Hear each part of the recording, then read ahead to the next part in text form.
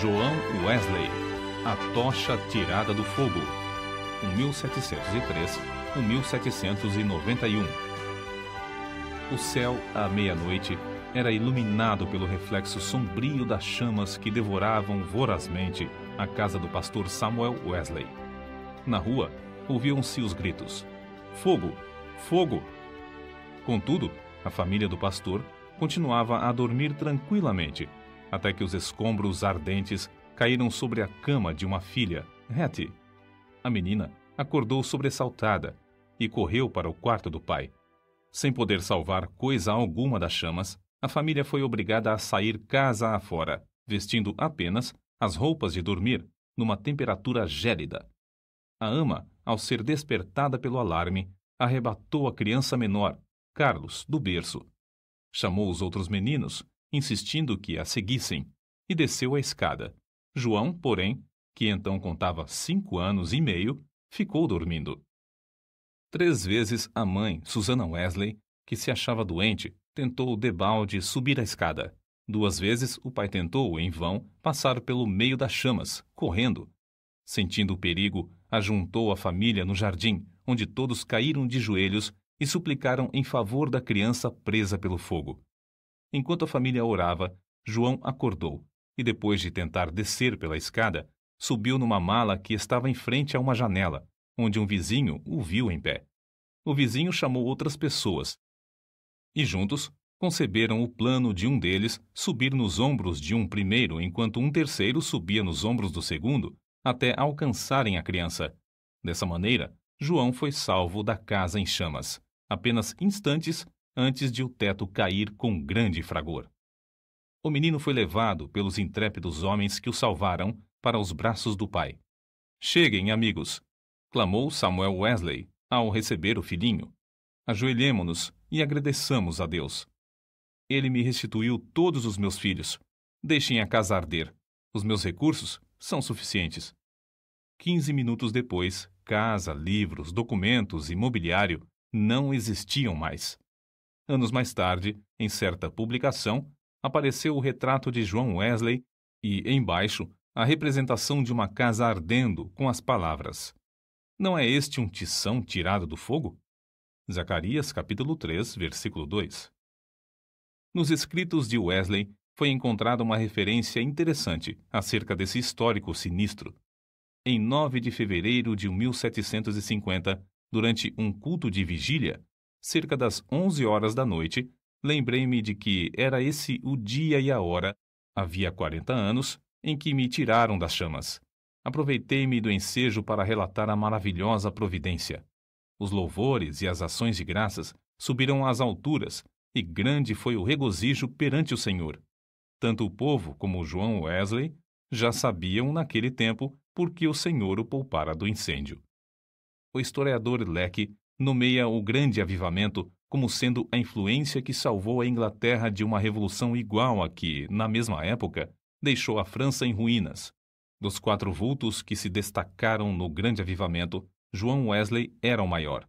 Jonathan Edwards, que nasceu no mesmo ano de Wesley, faleceu 33 anos antes dele.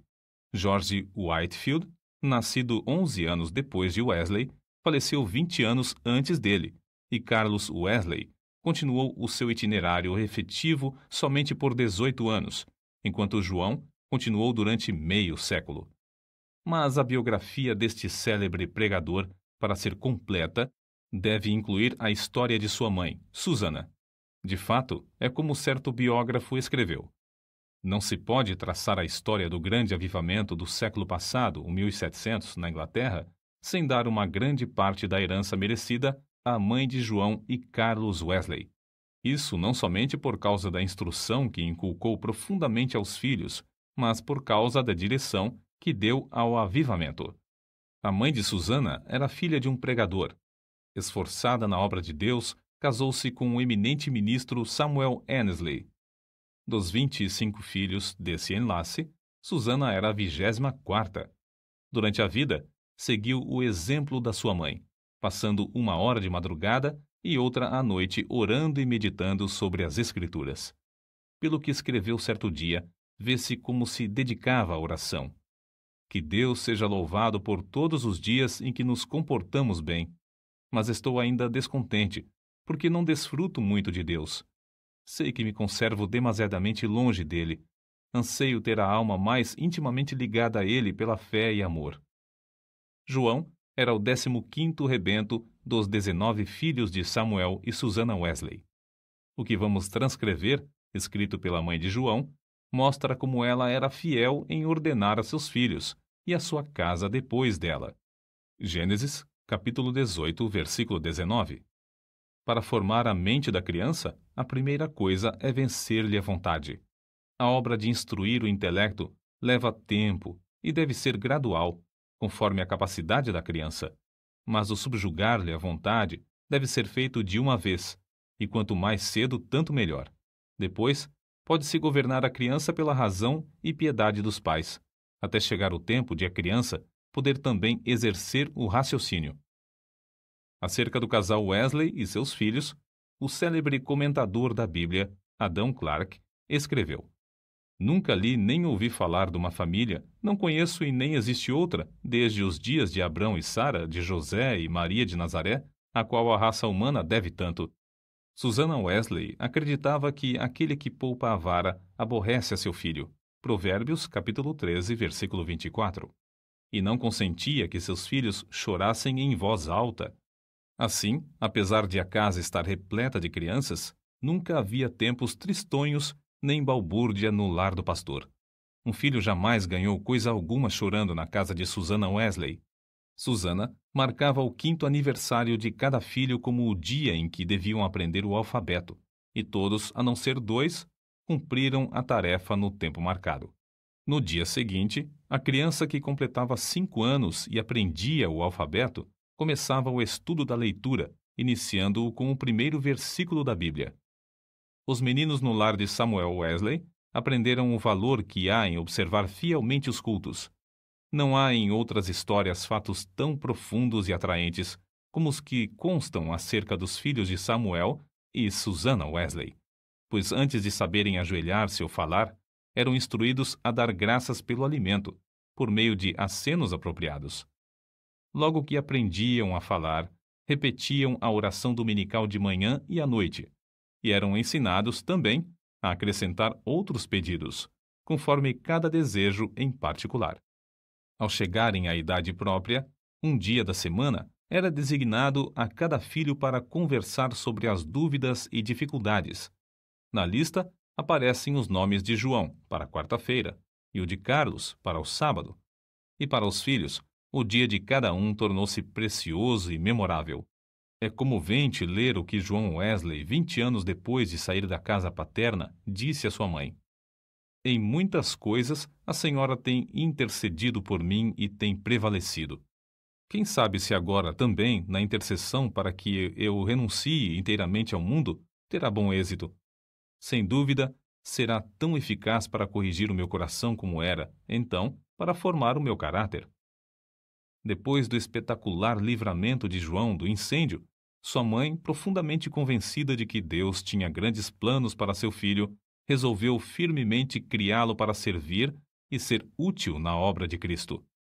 Susannah escreveu estas palavras nas suas meditações particulares: Senhor, esforçar-me-ei mais definitivamente em prol desta criança, a qual salvaste tão misericordiosamente.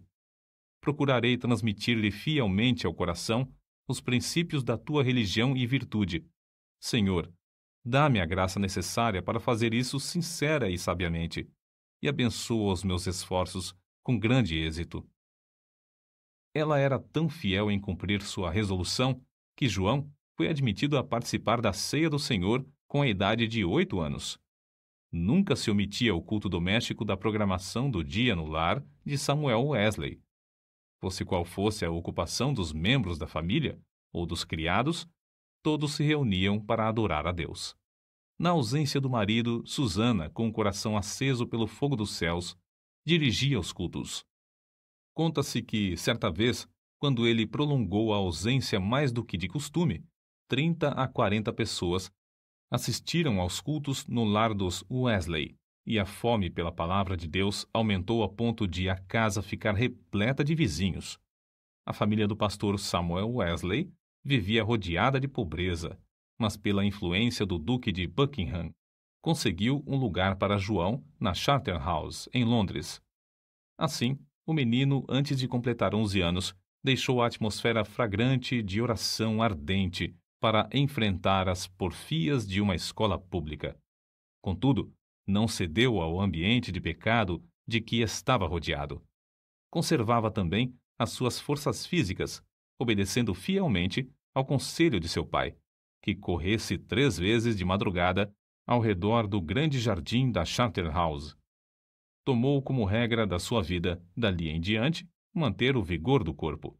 Aos 80 anos, apesar de seu físico franzino, considerava coisa insignificante andar a pé 1,5 léguas para pregar. Conta-se um exemplo da influência que João exercia sobre seus colegas da Charterhouse. Certo dia, o porteiro sentiu falta dos meninos no terraço de recreio e foi achá-los em uma das salas, congregados em redor de João. Este contava-lhes histórias instrutivas, as quais atraíam-lhes mais do que o recreio. Acerca desse tempo, João Wesley escreveu: Eu participava de várias coisas que reconhecia como sendo pecado, embora não fossem escandalosas aos olhos do mundo.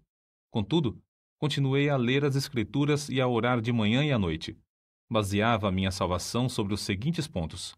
Primeiro, não me considerava tão perverso como o próximo. Segundo, conservava a inclinação de ser religioso. Terceiro, lia a Bíblia, assistia aos cultos e fazia oração.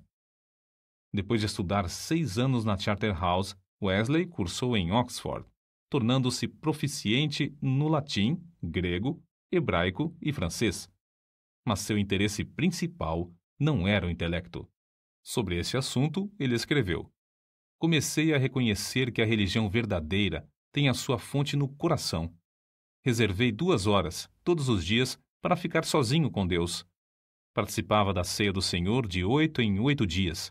Guardei-me de todo pecado, quer de palavras, quer de atos. Assim, na base das boas obras que praticava, eu me considerava um bom crente.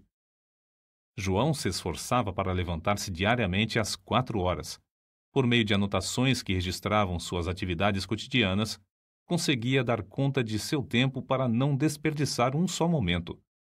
Continuou a observar esse costume até quase o último dia da sua vida. Certo dia, quando ainda jovem, assistiu a um enterro em companhia de um moço e conseguiu levá-lo a Cristo, ganhando assim a primeira alma para seu Salvador. Alguns meses depois, com a idade de 24 anos e depois de um período de oração, foi separado para o diaconato. Enquanto estudava em Oxford, juntava-se a um pequeno grupo de estudantes para orar, estudar as Escrituras diariamente, jejuar às quartas e sextas-feiras, visitar os doentes e encarcerados e confortar os criminosos na hora da execução. Todas as manhãs e todas as noites, cada um passava 1 hora orando sozinho em oculto. Durante as orações, paravam de vez em quando para observar se clamavam com o devido fervor. Sempre oravam ao entrar e ao sair dos cultos na igreja. Mais tarde, 3 dos membros desse grupo tornaram-se famosos entre os crentes. Primeiro, João Wesley, que talvez tenha feito mais que qualquer outro para aprofundar a vida espiritual, não somente na época, mas também em nossos dias. Segundo, Carlos Wesley, que chegou a ser um dos mais espirituais e famosos escritores de hinos evangélicos. E terceiro, George Whitefield, que se tornou o comovente pregador ao ar livre. Naquele tempo, sentia-se a influência de João Wesley em muitas partes das Américas, e hoje ainda é sentida. Contudo, passou menos de 2 anos nesse continente, e isto durante o período de sua vida em que se achava perturbado por causa de dúvidas. Aceitou a chamada para pregar o evangelho aos silvícolas na colônia de Geórgia, desejoso de ganhar sua salvação por meio de boas obras. Pensou que vaidade e ostentação mundana não se encontrariam nas matas da América. Como era característico em sua vida, a bordo do navio em viagem à América do Norte, observava com outros de seu grupo um programa para não desperdiçar um momento durante o dia. Levantava-se às 4 da manhã e deitava-se depois das 21 horas. As primeiras 3 horas do dia eram dedicadas à oração e ao estudo das Escrituras. Depois de cumprir tudo o que estava indicado no programa do dia, o cansaço era tanto que, não obstante o bramido do mar e o balanço do navio, dormiam sem perturbação, deitados sobre um cobertor estendido no convés. Na Geórgia, a população inteira afluía à igreja para ouvir a sua pregação. A influência de seus sermões foi tal que, depois de 10 dias, uma sala de baile ficou quase inteiramente abandonada, enquanto a igreja se enchia de pessoas que oravam e eram salvas. Whitefield, que desembarcou na Geórgia alguns meses depois de Wesley voltar à Inglaterra, assim descreveu o que viu. O êxito de João Wesley na América é indizível. Seu nome é precioso entre o povo, onde lançou os alicerces que nem os homens nem os demônios podem abalar. Oh, que eu possa segui-lo como ele seguiu a Cristo! Porém, a Wesley faltava uma coisa muito importante, conforme se vê pelos acontecimentos que o levaram a sair da Geórgia, como ele mesmo escreveu. Faz 2 anos e quase 4 meses que deixei a minha terra natal para pregar Cristo aos índios da Geórgia. Entretanto, o que cheguei eu a saber? Ora, vim a saber o que eu menos esperava. Fui à América para converter outros, mas nunca fora realmente convertido a Deus. Depois de voltar à Inglaterra, João Wesley começou a servir a Deus com a fé de um filho e não mais com a fé de um simples servo. Acerca desse assunto, eis o que ele escreveu. Não reconhecia que esta fé era dada instantaneamente, que o homem podia sair das trevas para a luz imediatamente, do pecado e da miséria para a justiça e gozo do Espírito Santo. Examinei de novo as Escrituras sobre este ponto, especialmente Atos dos Apóstolos. Fiquei grandemente surpreendido ao ver quase que somente conversões instantâneas, quase nenhuma tão demorada como a de Saulo de Tarso. Desde então, começou a sentir mais e mais fome e sede de justiça, a justiça de Deus pela fé. Fracassara na sua primeira tentativa de pregar o Evangelho na América porque, apesar de seu zelo e bondade de caráter, o cristianismo que possuía era uma coisa que recebera por instrução. Mas a segunda etapa de seu ministério destacou-se por um êxito fenomenal.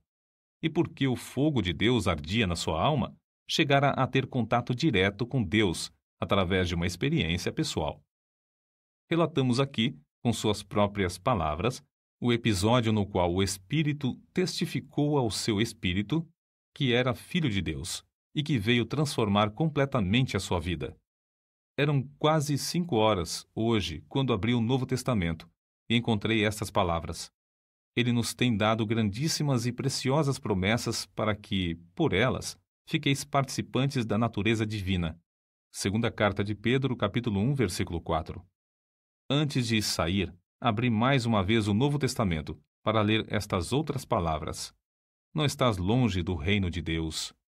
Marcos, capítulo 12, versículo 34. À noite, senti-me impelido a assistir em Aldersgate. Senti o coração abrasado. Confiei em Cristo, somente em Cristo, para a salvação. Foi-me dada a certeza de que Ele levara os meus pecados e de que me salvara da lei do pecado e da morte. Comecei a orar com todas as minhas forças e testifiquei a todos os presentes do que sentia no coração. Depois dessa experiência em Aldersgate, Wesley aspirava a bênçãos ainda maiores do Senhor, conforme ele mesmo escreveu. Eu suplicava a Deus que cumprisse todas as suas promessas na minha alma. O Senhor honrou este anelo, em parte, não muito depois, enquanto eu orava com Carlos, Whitefield e cerca de 60 outros crentes, em Fetter Lane.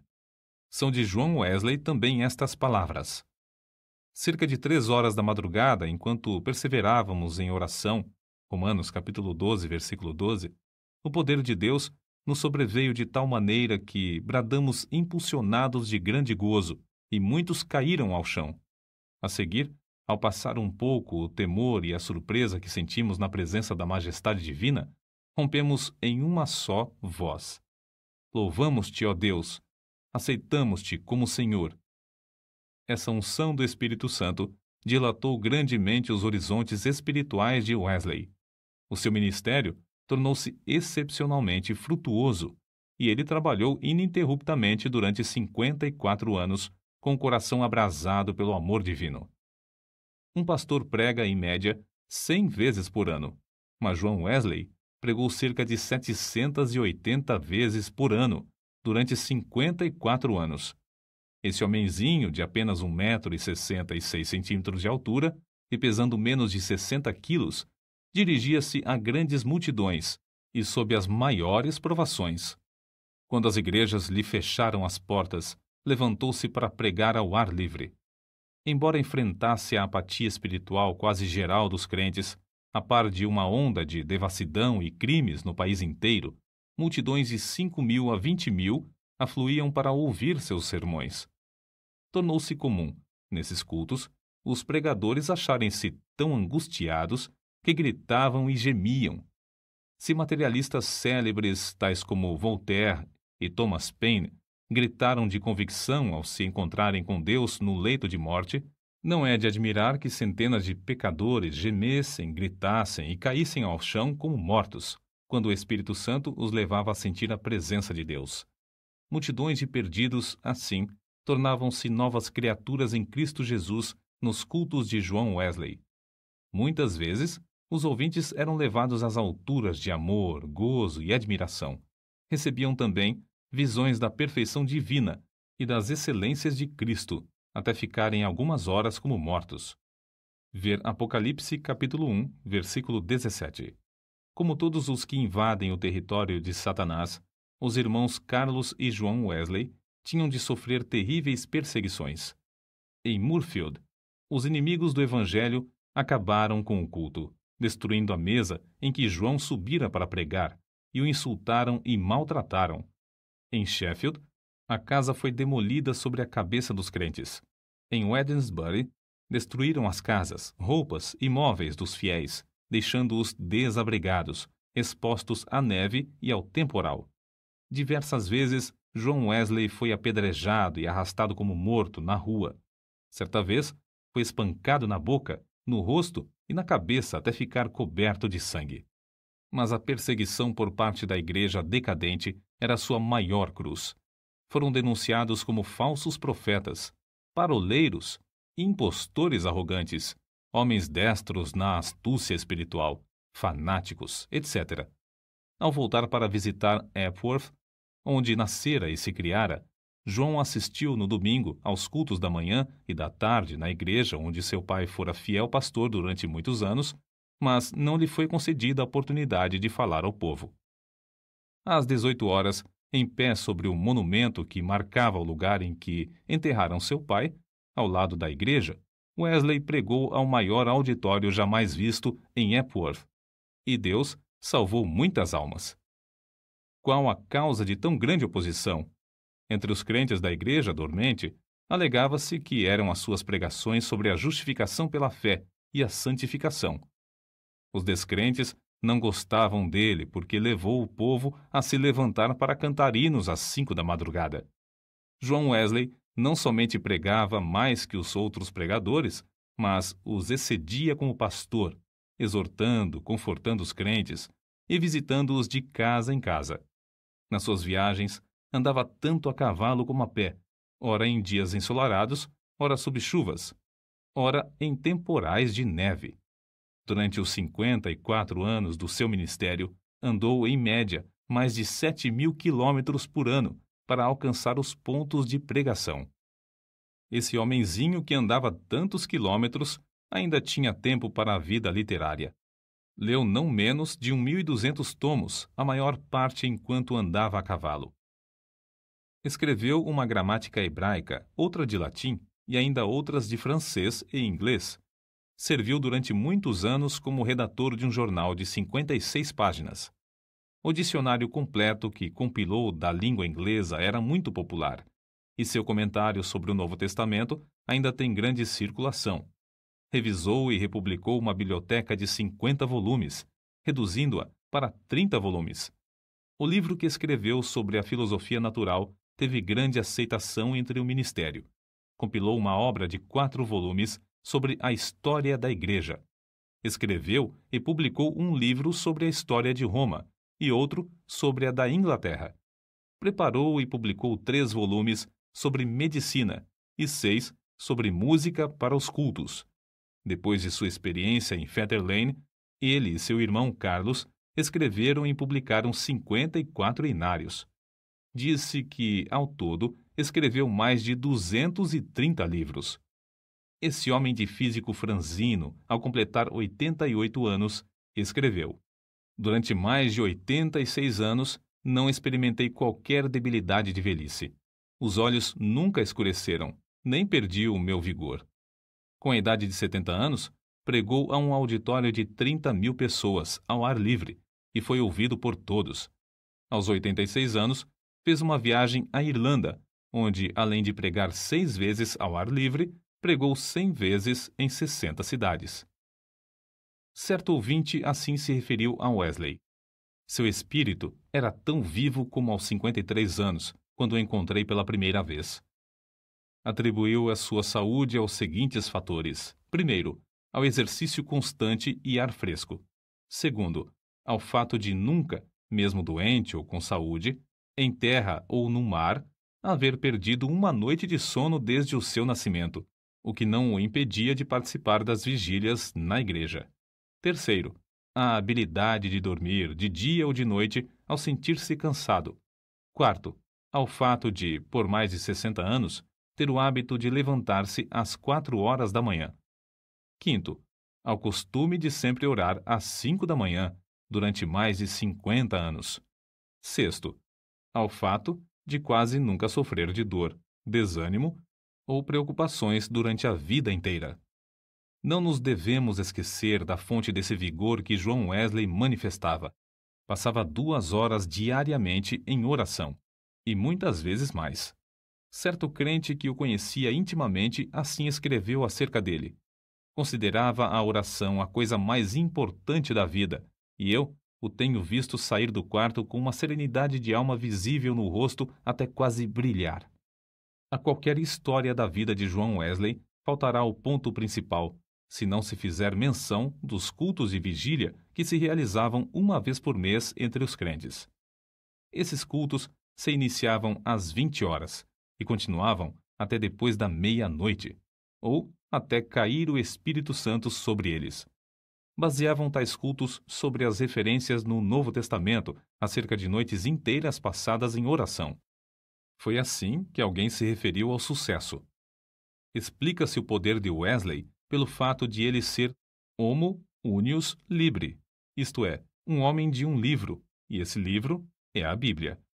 Pouco antes da sua morte, escreveu: Hoje passamos o dia em jejum e oração para que Deus alargasse a sua obra. Só encerramos depois de uma noite de vigília, na qual o coração de muitos irmãos foi grandemente confortado. No diário de João Wesley, há diversas anotações sobre oração e jejum.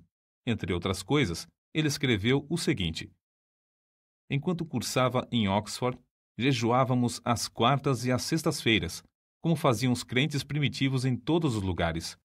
Escreveu Epifânio: Quem não sabe que o jejum das quartas e das sextas-feiras é observado pelos crentes do mundo inteiro? Não sei por que eles guardavam esses 2 dias, mas é boa a regra. Se lhes servia, também me serve. Contudo, não quero dar a entender que o único tempo de jejuar seja esses 2 dias da semana, porque muitas vezes é necessário jejuar mais do que 2 dias. É necessário permanecer sozinho e na presença de Deus enquanto jejuamos e oramos, para que Deus possa mostrar-nos a sua vontade e dar-nos direção. Nos dias de jejum, devemos afastar-nos o mais possível de todo serviço, de fazer visitas e das diversões, apesar de essas coisas serem lícitas em outras ocasiões. Seu gozo em pregar ao ar livre não diminuiu na velhice. Em 7 de outubro de 1790, pregou pela última vez fora de casa sobre o texto: O reino de Deus está próximo. Arrependei-vos e crede no Evangelho. Consta em sua biografia que a palavra manifestou-se com grande poder e as lágrimas do povo corriam em torrentes. Um por um, seus fiéis companheiros de luta, inclusive sua esposa, foram chamados para o descanso, mas João Wesley continuava a trabalhar. Com a idade de 85 anos, seu irmão Carlos foi chamado pelo Senhor. e João sentou-se perante a multidão, cobrindo o rosto com as mãos, para esconder as lágrimas que lhe corriam pelas faces. Seu irmão, a quem amara tanto durante tão longo tempo, havia partido, e ele, agora, tinha de trabalhar sozinho. Em 2 de março de 1791, com a idade de quase 88 anos, completou a sua carreira terrestre. Durante toda a noite anterior, não cessaram em seus lábios o louvor e a adoração, pronunciando estas palavras: as nuvens destilam a gordura. Sua alma saltou de alegria com a antecipação das glórias do lar eterno e exclamou: o melhor de tudo é que Deus está conosco. Então, levantando a mão, como se fosse o sinal da vitória, novamente repetiu: o melhor de tudo é que Deus está conosco. Às 10 horas da manhã, enquanto os crentes rodeavam o leito em oração, ele disse: adeus. E assim passou para a presença do Senhor. Um crente que assistiu à sua morte assim relatou o ato: a presença divina pairava sobre todos nós. Não existem palavras para descrever o que vimos no seu semblante. Quanto mais o fitávamos, tanto mais víamos parte dos indizíveis céus. Calcula-se que 10.000 pessoas passaram em desfile diante do ataúde para ver o rosto que ainda retinha um sorriso celestial. Por causa das grandes massas que afluíram para honrá-lo, foi necessário enterrá-lo às 5 horas da manhã. João Wesley nasceu e criou-se em um lar onde não havia abundância de pão. Com a venda dos livros de sua autoria, ganhou uma fortuna, com a qual contribuía para a causa de Cristo. Ao falecer, deixou no mundo 2 colheres, uma chaleira de prata, um casaco velho e dezenas de milhares de almas, salvas em épocas de grande decadência espiritual. Em Epworth, a tocha foi arrebatada do fogo. Em Aldersgate e Fetter Lane, começou a arder intensamente e continua a iluminar milhões de almas no mundo inteiro.